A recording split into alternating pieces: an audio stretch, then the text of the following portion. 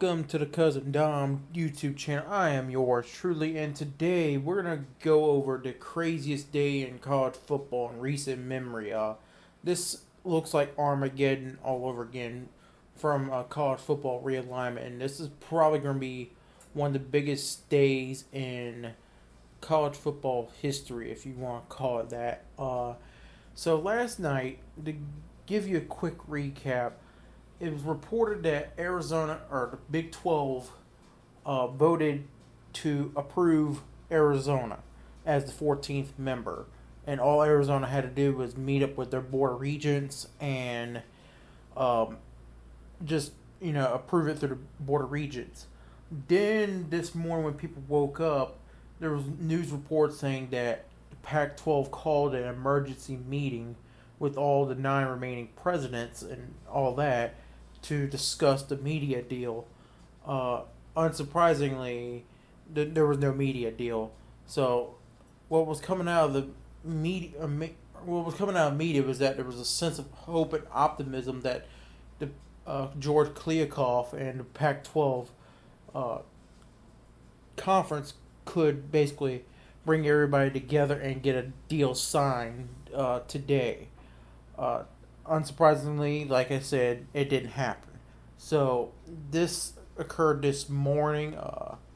So there was a bit of a back and forth this morning, and what ended up happening was that I think what ended up happening is this was like a formality, and basically it was a last minute effort by the Pac-12 to try to get everybody to come together and sign a deal right then and there. I think these presidents pretty much laughed it off. Supposedly they did a vote on a couple days ago about this media deal, and only 2 out of 9 approved of the deal, which you kind of have to read between lines that those 2 were probably Oregon State and Washington State. Obviously, they didn't say who voted yay and nay, but you gotta figure they were probably the only 2 that supported the deal, because Oregon State and Washington State have no other place to go. So, I think this meeting was pretty much. I could pretty much visualize it that George Kliavkoff pretty much got on his hands and knees and begged these presidents and ads to please stay together. Because once everybody leaves, then Kliavkoff doesn't have a job anymore, because there'd be no conference anymore if those ads left, and those ads and presidents weren't buying that. So of course they rejected the deal once again through Apple, and I don't blame these institutions. I wouldn't want to sign up for a $20 million deal through Apple TV and then have to beg my fan base to subscribe to Apple TV to get more money. No, I mean, these are academic institutions, not like social media pages where I'm having to beg you to subscribe to the channel. Which, if you haven't already, please hit that subscribe button. Shameless plug here. Hit the like button if you enjoyed the content. Hit the subscribe if you enjoyed the type of content. I tend to make entertaining ramblings each and every day. It's up to you whether you decide that they are entertaining or not. So anyways, getting back on track. So around lunchtime, Oregon and Washington broke news and said that they basically said thanks but no thanks, Big 12, and that they were going to pursue the Big 10 and basically file formal letters to the Big 10. Now, that was a big devastating blow for the Pac-12, because without Washington and Oregon, you're pretty much stuck at a glorified Power 5 or glorified Group of 5, because the Pac-12 at that point is lost their top 4 brands in football, at least. So later on in the day, it was reported that, the whole Arizona stuff is still on the sidelines right now. I think they're doing a board of regents meeting tonight as we speak, and I guess they're gonna vote on it. So what I've heard is that, um, according to the rumor mill now, this could be true, could maybe not, but I think it's somewhat true because from what I've heard is that Arizona was ready to go to the Big 12 as soon as Tuesday.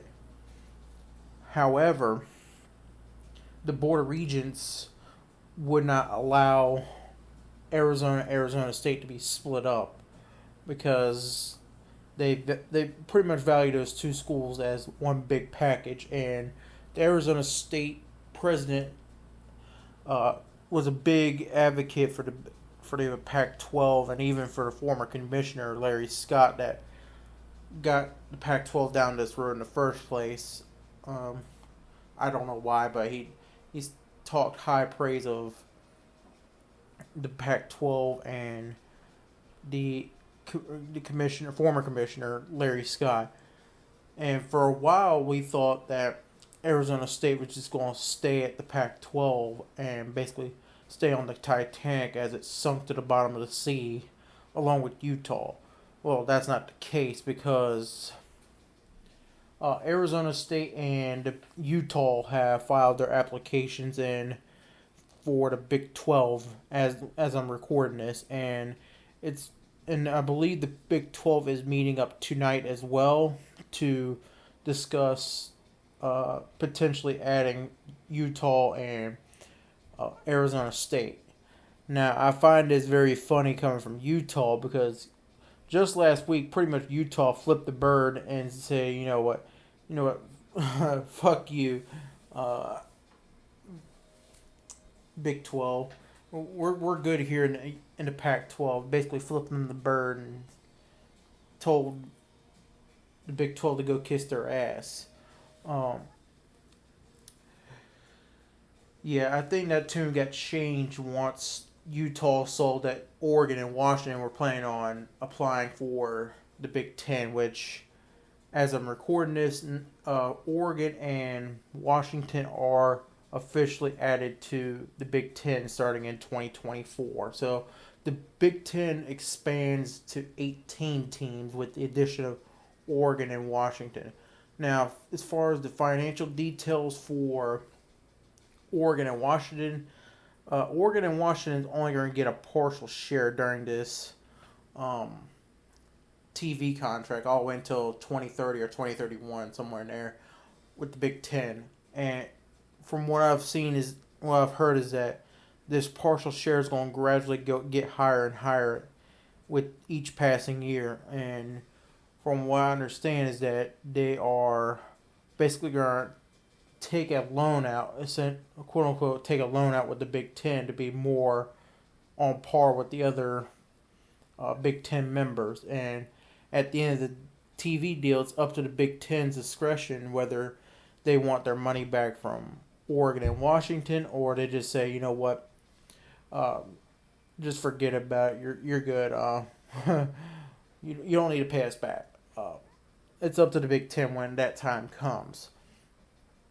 So now with the Big 12, we don't know the exact details just yet because Arizona State, Arizona, and Utah have not been made official members yet. So it's not officially yet, but it's about 99% chance that they're going to be Big 12 members here very shortly. So, but if we're going off the Colorado standard, I believe what they call the Four Corner schools are going to get the $31.2 something like that $1 million from ESPN because ESPN is obligated to give that share of money to the Big 12 for every Power 5 school Big 12 ad. So ESPN has to pay that out. Now Fox, on the other hand, does not. What the Big 12 could do is basically coax Fox into, paying up extra for these teams because Fox doesn't have a pro rata clause like ESPN does with the Big 12. And the Big 12 can inform Fox like, hey, we're going to add these teams here. would you be willing to help? Would you be willing to pay up more for these teams? Because ESPN is obviously going to pay up more for these teams. So can you do the same? And it's up to Fox to make that call. Most likely they probably will for Arizona State and Utah, because especially with ESPN, Fox wants to build. Fox and ESPN want to have a 10:30 slot, especially ESPN. They want to have a fourth time zone game, or fourth time slot game, which is the 10:30 game.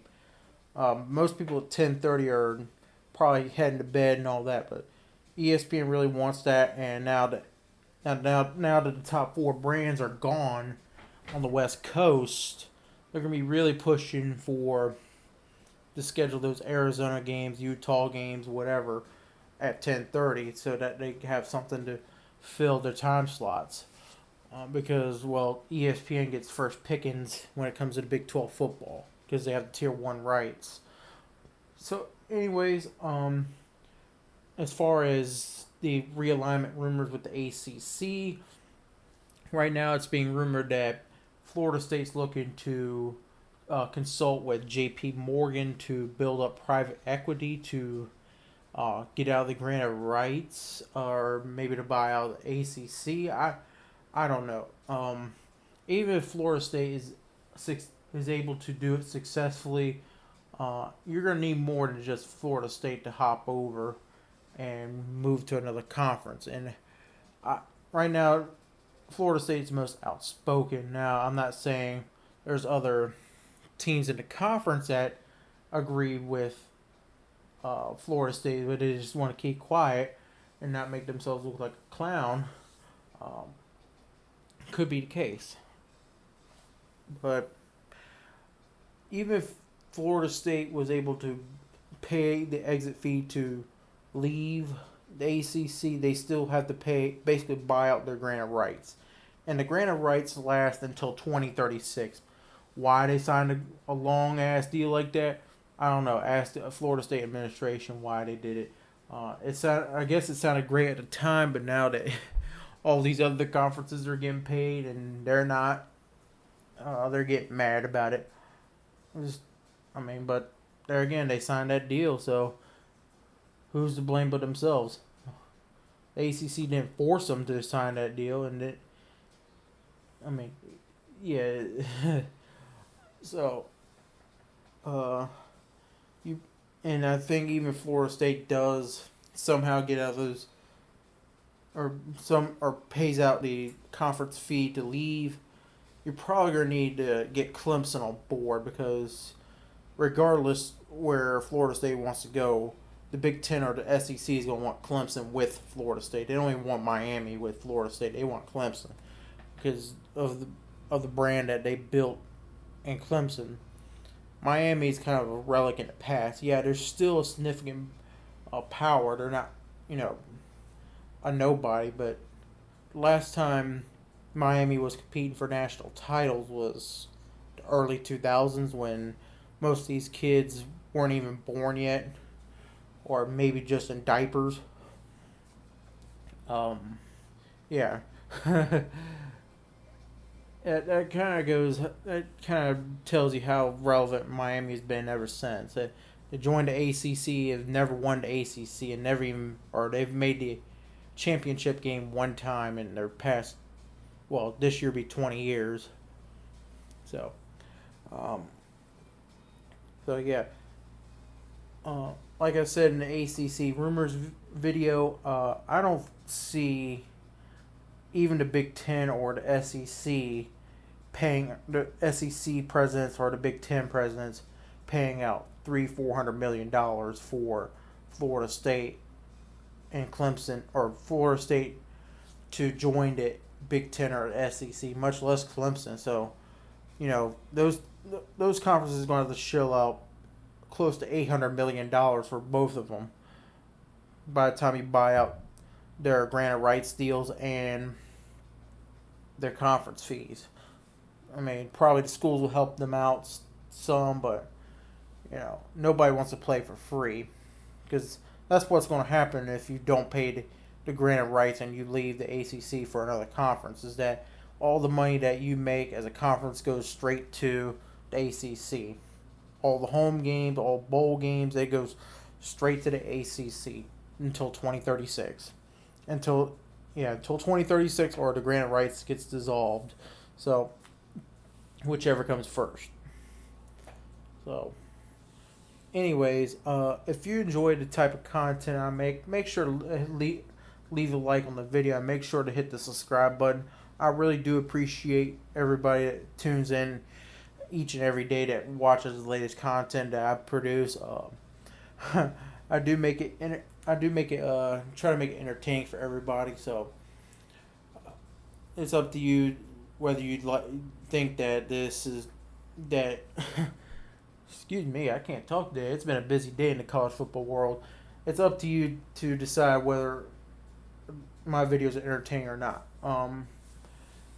Yeah, I do appreciate everybody that comes by and hits the subscribe button. It does help me out and helps the channel out grow, and gives my channel in more people's recommended section. So, as always, I will see y'all next time.